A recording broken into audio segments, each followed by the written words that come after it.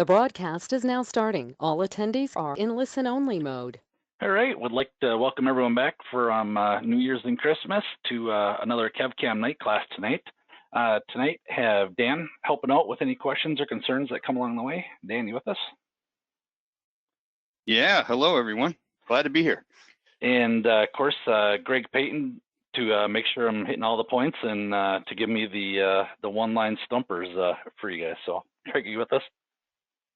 Good evening, everybody. And this time, Greg, where are we at? I'm in Minnesota. Oh, come on. You gotta keep a watchful eye on you. You got to get the Minnesota accent going, though. Yeah. Give me a couple days.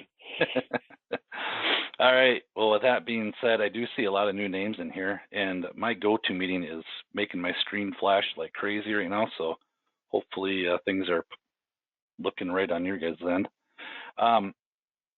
So for everybody that does have an idea for the night class, definitely send those over via email, and we'll send you some SolidCAM swag.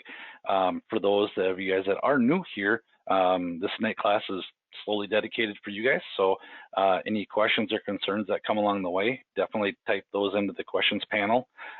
Everybody is in mute just to eliminate any background noise.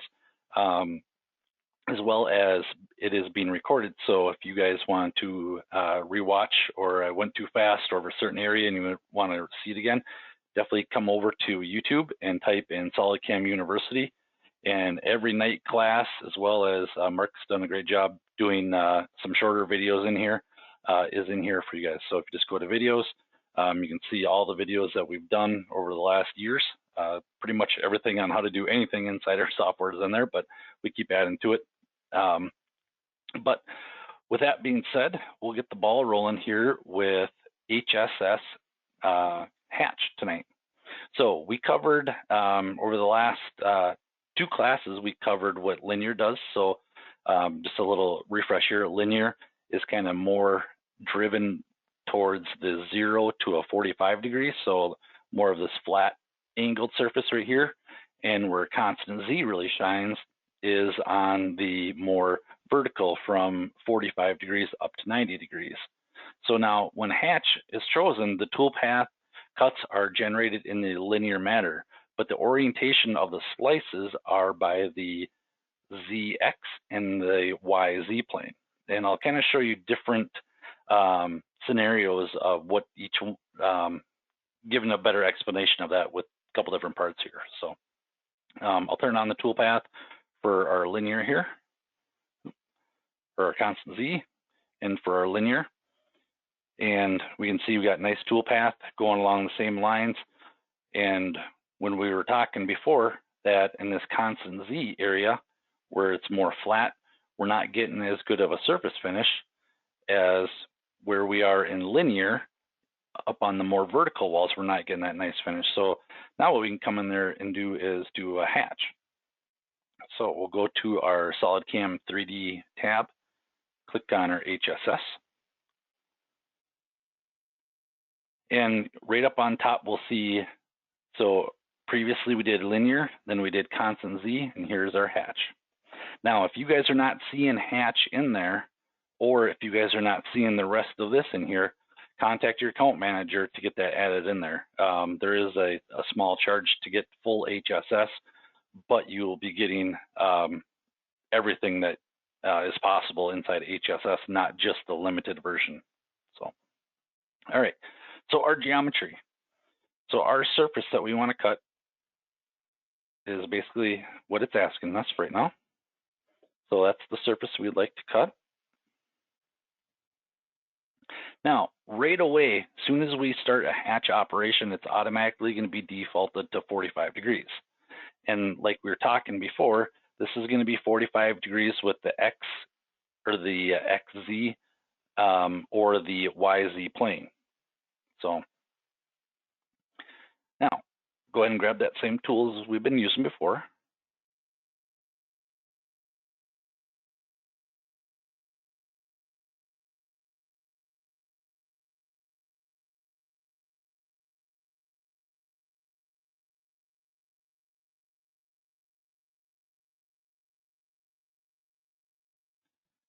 computer's flashing. Are you guys seeing that flashing on your end? There was a brief flash, Kevin, but for the most part, there's a little bit of, well, as I say that, My screen is starting to see completely some black flashing. right now. All right, thanks to GoToWebinar. All right, so now we got our tool, which is a 1/8" ball end mill, or yep, 1/8" ball end mill. Sorry, yeah. Now with our levels, we'll leave them set to automatic here. Toolpath parameters, like what we've been saying all along, keep that max step over large until our toolpath is exactly what we're looking for. So start kind of going back through here. We grabbed our geometry, we grabbed our tool, and now what I would like, kind of what we were talking about with linear and constant Z, is just do save and calculate. Get the toolpath on there, and to make it look like what, have it look so you can see the toolpath going back and forth in there. So I can see that I have a lot of up and down movements. So for those of you guys that watched the previous constant Z and linear, we'll go over to our slices, and we will do a blend spline. So that should take care of all our up and down movements. But if we zoom in here, we can still see we're getting square corners on some areas, which is our small moves, and our nice blend spline on our larger moves. So I'm going to switch this to blend spline as well. Okay, so now we're good in there. Now, I don't think I'll need any gouge check, but we can definitely simulate this through. But last thing I'm doing here is change up our step over to 10 thou. And now we can see our toolpath. So for both, I'm going to open up our linear. And on our linear toolpath, we had 10 thou, as well as, let's check our constant Z. We had 10 thou. So all three of these operations all have 10 thou step over. So now if we go ahead and simulate this through here,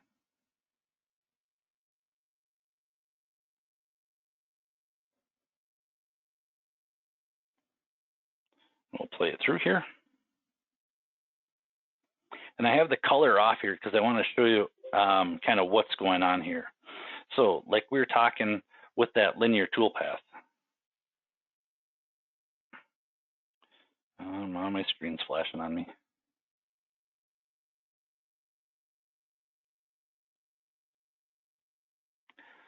Sorry about this, because I thought I had it fixed.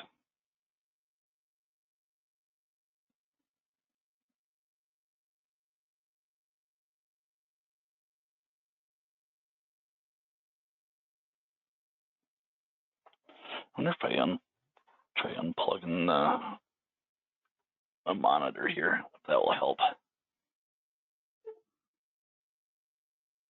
Yeah, maybe go down from 7 monitors down to, I don't know, maybe like 2 or 3. We're going from 3 down to 2 now. All right.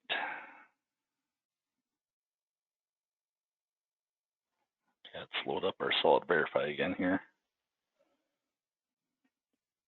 Yeah, and the screen we see is your notes there, Kevin. Oh, really? Well, Yeah. Everything got all messed up here.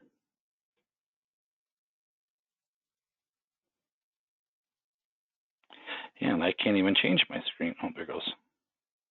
Home.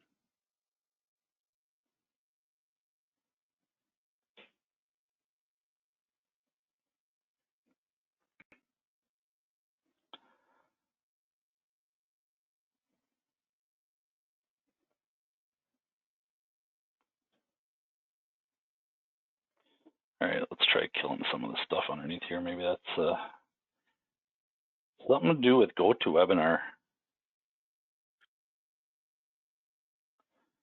Close this.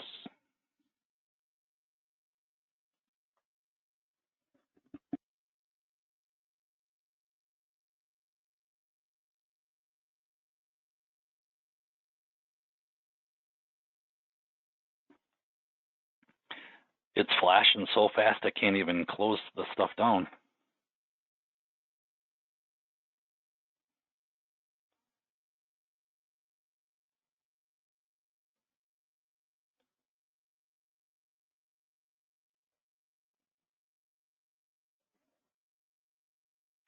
Okay. Oh, man. Sorry about this, everyone.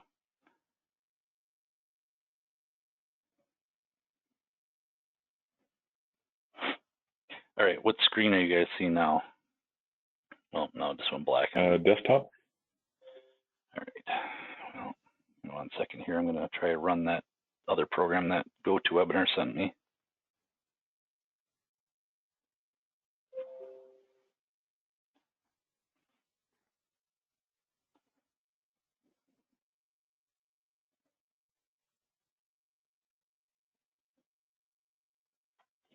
Oh, jeepers.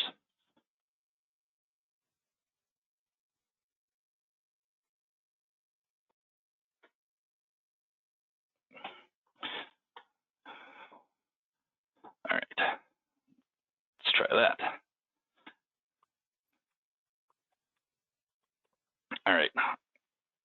Now what are you guys seeing on your end? It's a little bit better. It looks like you're on an ultra wide. So the scaling got messed up now. Okay. But it is looking a little bit smoother. Joys of being live.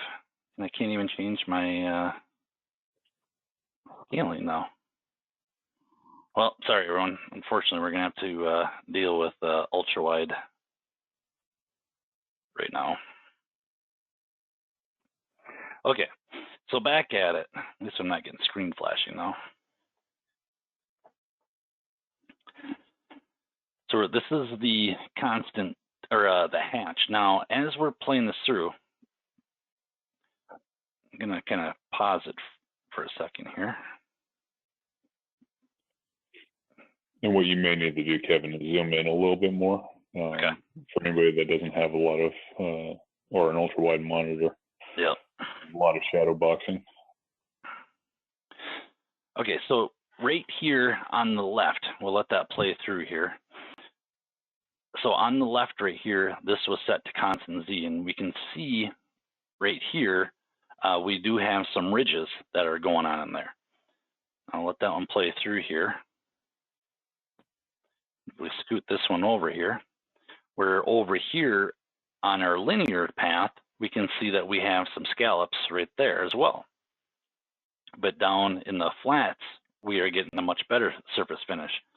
Well, now with the exact same step over, but using hatch, we get a nice smooth tool path going on the flat area as well as the vertical area. So this is kind of useful in those scenarios. Now, normally I wouldn't use, well, typically I don't use hatch very often because I'll go for the more advanced stuff, parallel to a curve or morph between boundary curves and stuff like that. But that option is there for everyone to get those different surface finishes for different surfaces that are in there, okay? Now, oh shoot, I can stay in there real quick. Now, out of curiosity, Kevin, is there a time difference between the three operations? Oh, yeah, that is a good question. Let's show that. Pull up Solid Verify real quick, just so what I want to show you guys here is just to make sure that we're not gouging into our part. So basically, kind of what we've been saying all along with the HSS is get your drive surfaces, your tool, and what tools or cutting strategy that you would like to use. Last thing is get that step over set. Now that we have our step over set, now is a good time to come in here and just verify that we're not gouging into our part. So as long as we're right in that yellow-green area, so we're, 1/10, 1/1000. So long as we're not showing any red or dark green or blue, we are good. Now, Greg was asking on cycle time. and this might be new for some of you guys too, but if you guys want to see cycle times, what you guys can actually do is show the cycle time right in the tree itself. So we can go to CAM tree, and we can show machining time as soon as I can. So here is the machining times setup. So it is a little bit longer. So we're starting off with our constant Z, which is our center one right here. We're at 6 minutes and 44 seconds. Our linear is at 8 minutes and 46 seconds. And our constant Z is at 10 minutes and 47 seconds. Now, it is a little bit longer, but you got to remember that if we were doing a constant Z path, we'd have to do a constant Z for this area and then switch over to a linear path to get this area, where now we are able to incorporate it all in one. Okay. Any questions on this particular part here? Okay. Do you know offhand how much time you're going to shave off by going with option 3 there, the hatch, as opposed to doing the linear and the constant Z? Well, I don't know. Let's do it. So let's take our constant Z. I think it's going to be more about the prioritization of whether you want something to be cut in a faster manner or if surface finish is the quality that you're looking for. Yep. So on that particular geometry, the hatch is going to provide the superior surface finish, which may result in less after machining operations like polishing or sanding the size. Whereas if you know that surface finish is not going to be an issue for this particular part, it's not as cosmetic, or you don't need that very smooth surface, you can get away with using one of the faster operations like linear or constant Z. Absolutely.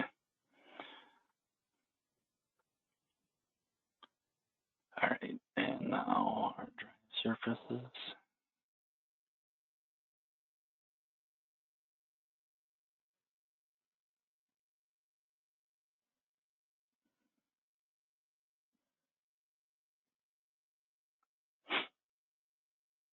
Same tools, same step over.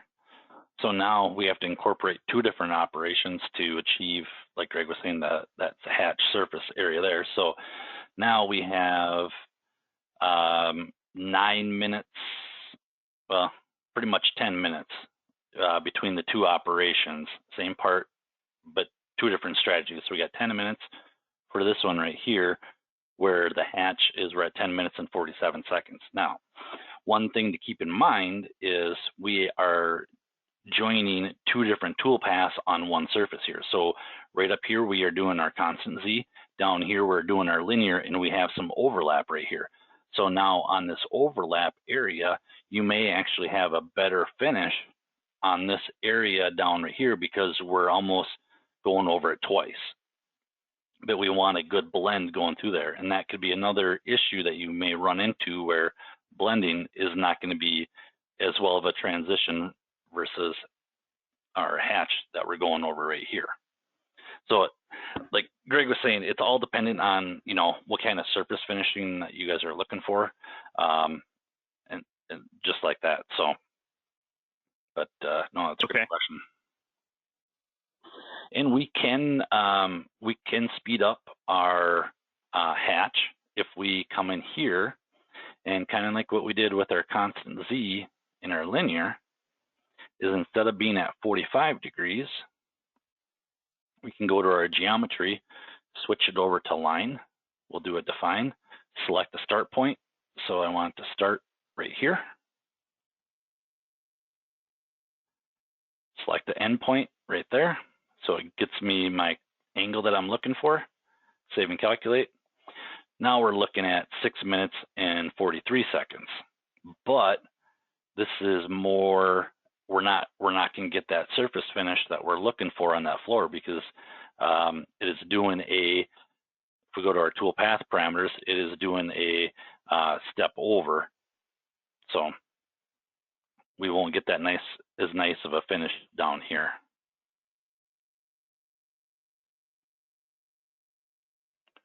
All right, let's hop over to another part here.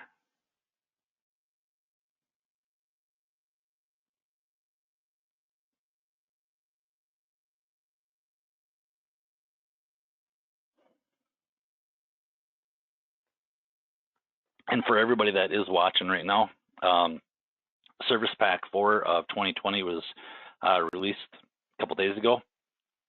From what I can tell, it has been phenomenal.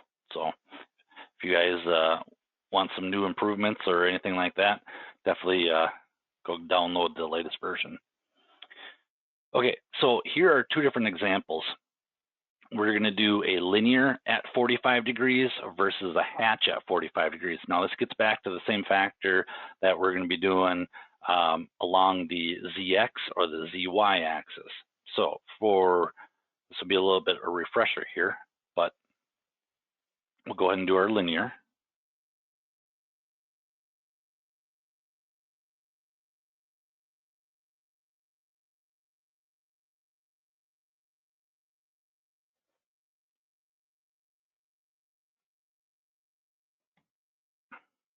And I have to apologize, everyone. For some reason, this GoToMe just slows my computer down. Okay, so those are our surfaces that we want to cut. And we'll put our 45 degrees in there.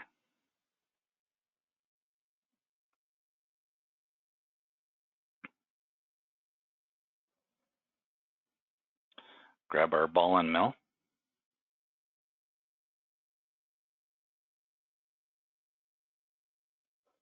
And we'll go right to our toolpath parameters. Save and calculate. All right, so now we can see that is keeping 45 degrees constant all the way through. So we're following the exact same path, going back and forth all the way through that entire cut. So now what I'm going to do here is make a copy of that one.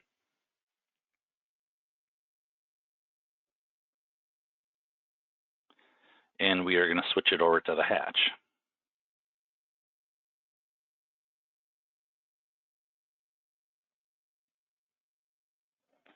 And our geometry will be the one on the right-hand side here.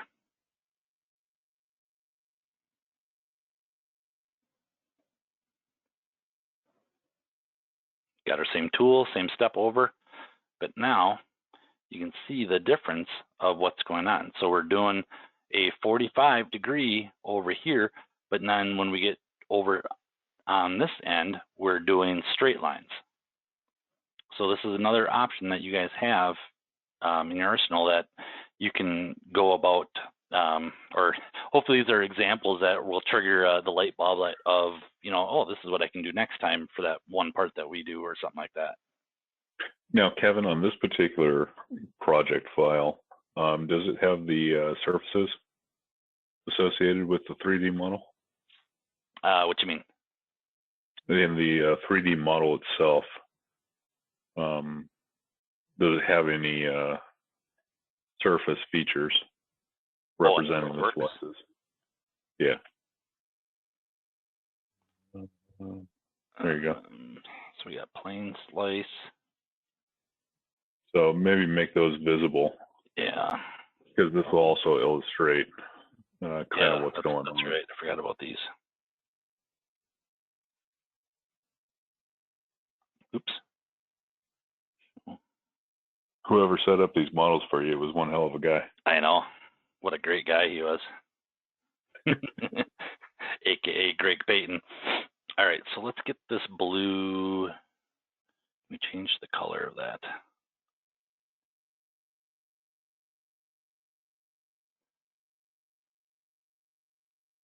Get something so we can see a little bit. Oh, it is set to green. Just hard to see. So can everybody kind of see that, those lines that are going in there? You may want to kick it off isometrically as well. That way you kind of see a 3D representation of how those surfaces intersect the model itself. And since you did these, do you want to explain what we're showing here now? So what you have is the green slices are the ones that are coming in at a 45 along the XY plane. So it maintains that constant 45.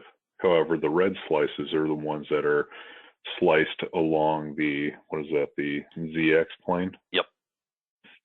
So you can see that the way that the geometry of the tool path intersects the surface that's cutting is actually going to be what drives that tool path.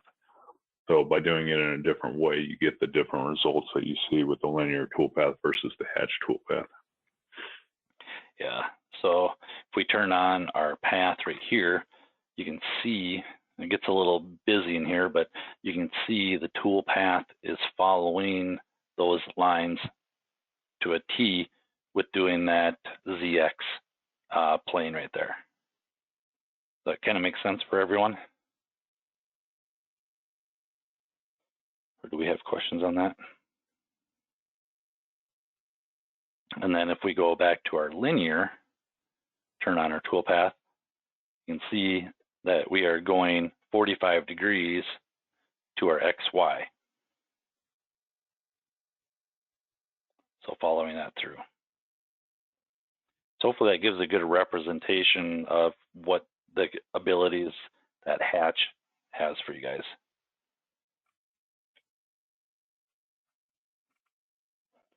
Now, any questions with the kind of the hatch?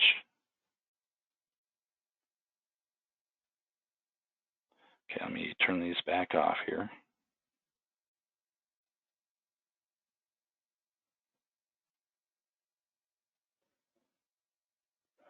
So now, to clean up our tool path. So this might be a little bit refresher for everyone, but this is a common question that always comes up for Greg and I and all the support guys is all these up and down movements right here. So creating this operation, you know, we left the step over as large right now. So let's go ahead and go over to our links. And these are all between slices. So we can do a, blend spline.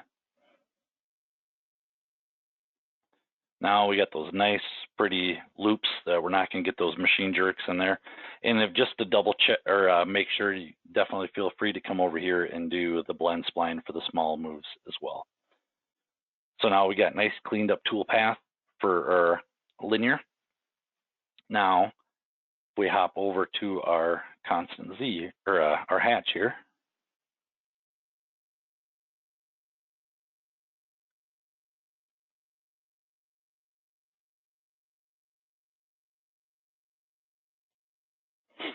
So we can go and do that same area.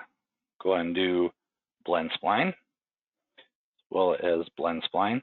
Now, for those of you guys that are asking yourselves, well, why isn't it default to that? Well, I can make that a default. So anytime I'm doing a HSS, linear, constant Z, hatch, or any one of those, I can always have this defaulted to the blend spline. That's just by saving that as a template and then making that template my new default operation. So now you can see we got our nice arcs going in there. Now, getting more into the gouge check, I know we're not gouging our part right here, but real quick, Kevin. Yeah. What are some examples of instances where you might not want to use blend spline? If you are running against maybe a wall over here, you know, a vertical wall, then obviously we're going to want to do a clearance area, or if we're trying to get around something, that's when you guys have all the options in the links right here. So, you know, maybe if we just want to follow, like I said, if we had a straight up and down wall right here and we just want to move up, we can just tell it to do a direct move at that point. Or we can do a safety move or a clearance move. We can actually follow the surface itself. Blend spline is shown. Safety distance with a rapid in there. We can do it based off of following stock. Any other ones you can think of? No, I think those all sound good. Yeah, basically you're just describing anything that doesn't have like an open edge. Yeah. And you want to be careful coming coming up against that feature, Yeah. you may not want to use a blend spline. And But for smooth machine movement and you have the room, blend spline is definitely the way to go. definitely, yep. Now, where we get along the gaps up here, and we kind of talked about the gaps before in the previous, but for those that are getting into this new here, gaps is, let's say you had a hole in here and a drilled hole, and you just want the tool path to just float right over that. You don't want it to come up to the clearance, move over, come back down, and then start following along. So instead of going in there into your model and filling that hole or patching that hole, we can just tell any small gap to do a direct move, or anything on a large gap would go up to the clearance. But what you guys can also do in here is, we had a hole, I would probably switch it over to follow surface. So it's just gonna pretend like that hole never even existed right there. So now, kind of getting to what Greg was talking about, if we had that wall there, that would be a great area for our gouge check.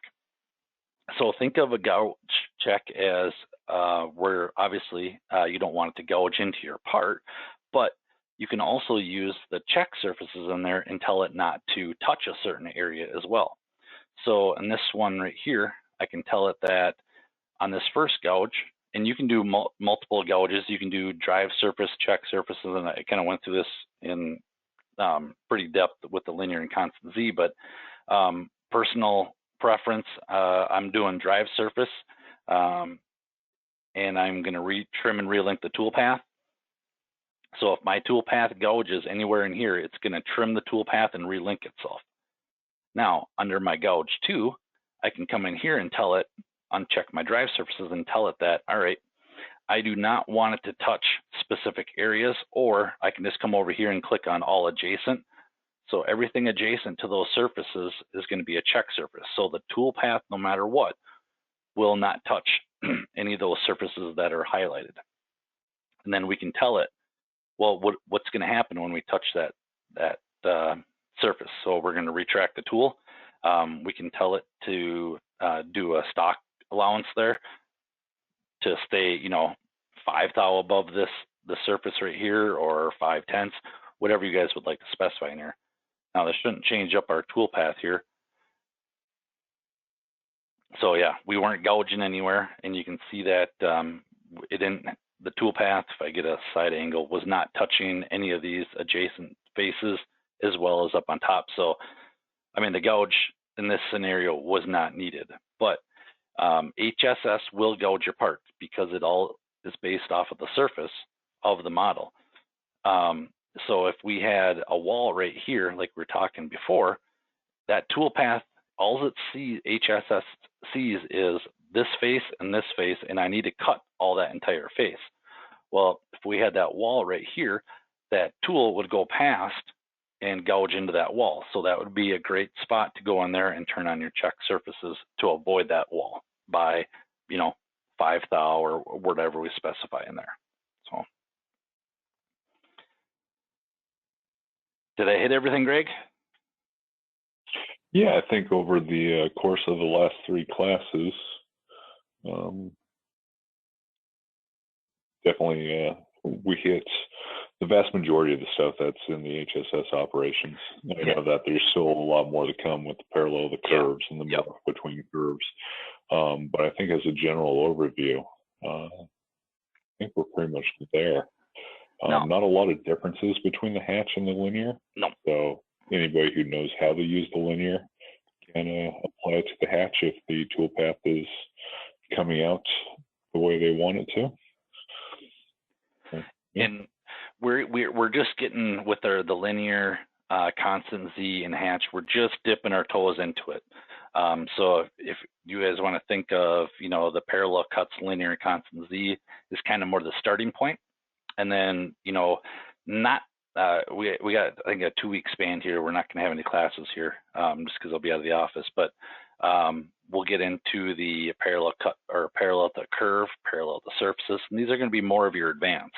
Now, there's no difference between parallel cuts, linear, constant Z to parallel to curve. It's just going to give you more control. So the more control that you have on that surface, the better it's going to be. Now, one thing I don't remember if I went over in the previous one is since we are working off of the surface itself, there is the chance that on that surface, your surface might be inverted. So if you have toolpath that is looking good over here, and then all of a sudden the toolpath is diving deep into your part over here, definitely come over. I'll show you how to get there. So we want to go to our drive surfaces and hit edit. Come over here and click the show direction for selected faces. And now I can see the surface vectors of what's going on there. So in the every once in a while, it depends on how the part was drawn up, you may have a face that is going the wrong direction. So now you can see I have one face that's pointing out, and I have one face that's pointing in. So just keep that in your back pocket, that if you have toolpath that is going way deep in there, can't figure out what's going on, definitely come over and check your surface vector direction, and that could be a cause of it right there. And it's simple as just clicking on the face that you want to do and just hit reverse. Now the arrow is coming out the correct way for us. So yeah, if you're working within SolidWorks and you're working with native solid files, you'll probably never run into it. The only time you really see stuff like that is if you're working with actual surfaces instead of solid bodies or import files. Obviously with the surface, it's hard for the system to tell which direction is up because it is that thin feature, whereas a solid body, you have volume behind it. But yeah, like Kevin's talking about, well, can you go ahead and flip that one? I'm just curious to see what the what our toolpath is going to look like. Links look like, yeah. Then I'll go to my gauge check and turn off.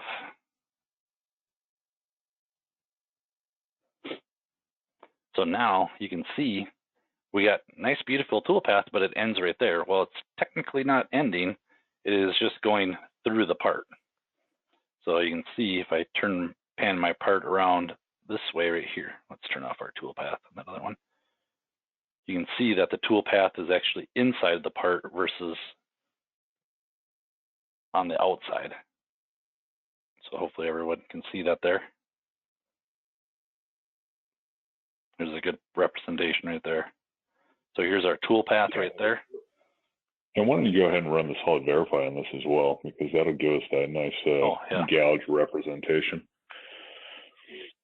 But yeah, I think this is really good for the people watching from home and from their shops, in case they do come across this, because it is a stumper at first of, hey, what's going on? Why isn't it picking up the surface properly?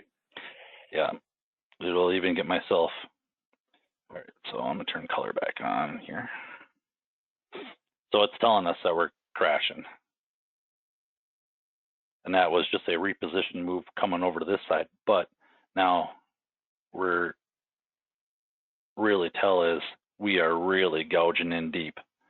We can kind of get this spun around here. See right there that we are really hacking away at that, and that probably bust off that that ball end mill, especially that move right there. Full slot. Yeah, full slot with full depth cut. So if you guys do run across that, definitely come in there. And even if we have, let's try it real quick. Let me turn this back on here. So if we go to our gouge check, sometimes this won't even help it, because what's happening, well, it did trim up the path for us. So it knows that it cannot achieve that on that surface because it will be gouging into the drive surface. So it did trim up the tool path for us. But if you guys are kind of fighting that and you want to get machining over here and then now it's not touching over there, definitely come over to your geometry, hit the edit button, click the show direction for selected faces.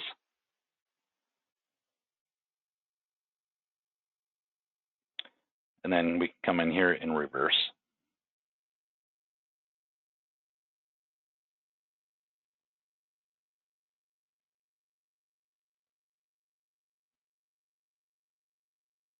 And now we can save and calculate and we're good. So, any questions from anybody? Don't see anything coming through. Hopefully you got something out of it. Like I said, coming up in the next future weeks, we are going to be going real in depth with the parallel to curve. So we'll do a night class on that one, a night class on parallel to surface, as well as perpendicular to curve, and keep going our way through. So you guys are going to be so sick and tired of me talking about HSS, but you'll definitely learn something out of it, because every time I teach this HSS episode, I even learn something myself. So, but with that being said, I'll let everyone go. Just want to thank you all for joining the night class tonight and attending. And like I said, any questions or concerns that come up, shoot those over to me via email. For those of you guys that are watching this on YouTube, my email is in the description below, as well as ideas. So once we actually get done with this HSS series, we're going to be hopping directly over to a mill turn series that some of our customers have been asking about. So we'll get that going on for you. Something I'll be able to contribute on. Yeah, absolutely. Not the high-tech Swiss yet. We gotta wait a little bit on that one. Yeah, we'll get there. I'm excited. Back to round parts. Yeah.